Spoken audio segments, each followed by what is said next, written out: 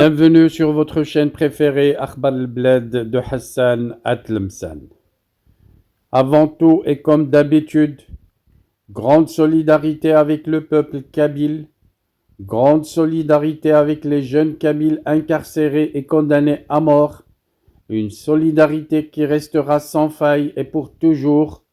jusqu'à ce que justice leur soit rendue, jusqu'à ce que liberté soit rendue au peuple kabyle pour qu'il puisse décider de son sort et pourquoi pas devenir un peuple indépendant. Notre sujet pour aujourd'hui, Tebboune qui déclenche les premières étincelles d'une guerre entre le Mali et l'Algérie. De graves ingérences flagrantes de l'Algérie dans les affaires intérieures du Mali. Bamako se fâche et tape du poing sur la table avec de graves menaces. L'ambassadeur d'Algérie au Mali a été convoqué hier, le mercredi 20 décembre, par le ministre malien des Affaires étrangères, ce dernier qui a vivement protesté contre la réception par le président algérien Abdelmjid Tebboune de l'imam et opposant malien Mahmoud Dicko, alors que des hommes politiques touaregs du Mali, que Bamako considère comme des séparatistes, voire des terroristes, sont reçus à bras ouverts et séjournent régulièrement à Alger. Le régime algérien est en crise ouverte avec la majorité des pays de son voisinage à ses frontières. L'audience accordée mardi dernier à El Mouradia par le président algérien Abdelmjid Tebboune à l'imam malien Mahmoud Dicko, le chef de la confrérie Kontia, est la goutte d'eau qui a fait déborder le vase à Bamako et entraîné de vives protestations de la part des autorités maliennes. Hier, mercredi 20 décembre, Abdoulaye Diop, le ministre malien des Affaires étrangères et de la coopération internationale, a convoqué l'Haous Riach, l'ambassadeur d'Algérie au Mali, pour lui signifier les vives protestations des autorités maliennes contre les agissements inamicaux de son pays et dénoncer une ingérence dans les affaires intérieures du Mali. C'est ce que vient d'annoncer un communiqué du ministère des Affaires étrangères. Ce mercredi 20 décembre courant, Abdoulaye Diop, le ministre des Affaires étrangères et de la coopération internationale, a convoqué l'ambassadeur de la République populaire et démocratique d'Algérie au Mali pour élever une vive protestation du gouvernement de la République du Mali suite aux récents actes inamicaux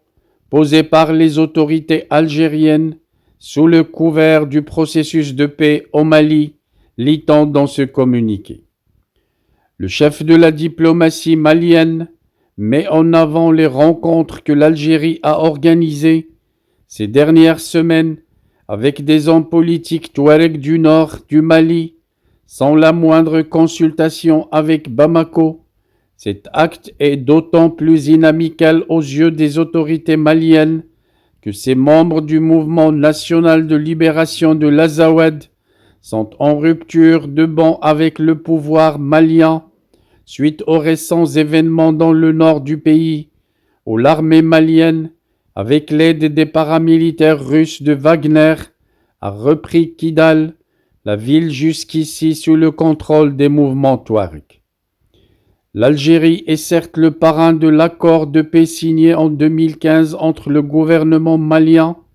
et des groupes armés arabo-touaregs, mais cet accord dit d'Alger ne donne pas un droit d'ingérence dans les affaires intérieures maliennes. C'est pourquoi le Mali, dans son communiqué de protestation, invite la partie algérienne à privilégier la voie de la concertation avec les autorités maliennes, seules légitimes pour entretenir des échanges d'État à État avec les partenaires du Mali. En effet, là où l'Algérie s'est comportée comme un territoire conquis et soulevé la vive colère des autorités maliennes, c'est quand elle a organisé la très officielle rencontre mardi dernier entre Abdelmjid Tebboune et le puissant prédicateur malien Mahmoud Dicko, en présence du patron du renseignement extérieur, le directeur général de la documentation et de la sécurité extérieure, le général-major Djebbar Mehenna, que peut bien faire le chef des barbouzes algériens à une rencontre supposée dédiée à la consolidation des liens religieux et au spiritualisme. Mahmoud Dicko n'est pas n'importe qui, puisque c'est lui qui a initié et pris la tête d'un vaste soulèvement populaire contre l'ancien président malien, Feu Ibrahim Boubacar Keïta, finalement renversé en août 2020 par un coup d'État militaire depuis le référendum de juin dernier sur les nouvelles constitutions maliennes, à laquelle il est vivement opposé, tout comme les mouvements Touareg qui ont boycotté son vote. Mahmoud Dicko est devenu un adversaire farouche du régime militaire de son pays qu'il qualifie régulièrement d'arrogant. À cela, il faut ajouter, même si les autorités maliennes ne le disent pas tout haut, le soutien présumé et la protection que le régime algérien accorde à un autre rallye, à savoir le chef du mouvement armé salafiste djihadiste d'Ansar ad-Din, le Touareg Eyad Agrali ou le Ben Laden du Sahel. C'est dans ce sens que le ministère des Affaires étrangères malien dénonce dans son communiqué les rencontres récurrentes au niveau les plus élevés en Algérie et sans la moindre information ou implication des autorités maliennes, d'une part avec des personnes connues pour leur hostilité au gouvernement malien et d'autre part avec certains mouvements signataires de l'accord de 2015 et ayant choisi le camp des terroristes. Il est donc clair que la présence régulière de chefs Touareg à Alger et celle inexpliquée de l'opposant Mahmoud Dicko sont de nature à entacher les bonnes relations avec Alger, menacent le ministère des Affaires étrangères malien, selon lequel ces actes constituent une ingérence dans les affaires intérieures du Mali. Cette ingérence flagrante résulte en fait d'un double jeu du régime algérien qui, tout en ayant peur de l'amplification du séparatisme touareg qui couve dans le sud algérien,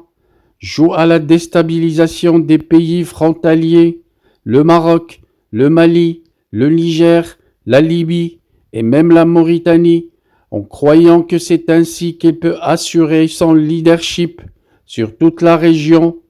Au final, le régime algérien s'est entouré tout seul d'une ceinture de feu qu'il semble craindre. Il est en crise ouverte avec la majorité des pays frontaliers. Et voilà que, après des menaces de guerre avec le Maroc et par la suite avec le Niger, et bien avant avec la Libye de Haftar, l'Algérie ouvre le feu encore une fois à un pays voisin et une menace de guerre est aux portes, et cette fois avec le Mali et le régime de Bamako, actuellement dirigé par Assimi Goïta. Merci de votre suivi. Restez branchés sur votre chaîne Akhbar al-Blad de Hassan Atlemsan. Nous reviendrons à chaque fois que ça le mérite. Je voudrais seulement vous rappeler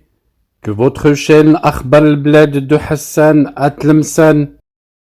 a énormément besoin de votre soutien pour faire face à ses détracteurs et à ceux qui luttent pour la faire disparaître auprès de YouTube. Soutenez la chaîne en cliquant j'aime sur toutes les vidéos, en laissant des commentaires, mais surtout en vous abonnant et en vous adhérant à la chaîne si vous avez les petits moyens de vous adhérer avec 3 € par mois N'hésitez pas à vous adhérer à la chaîne, ça augmentera les chances de la chaîne de résister à ces détracteurs en Algérie, ceux du pouvoir dictateur militaire qui voudraient la voir disparaître.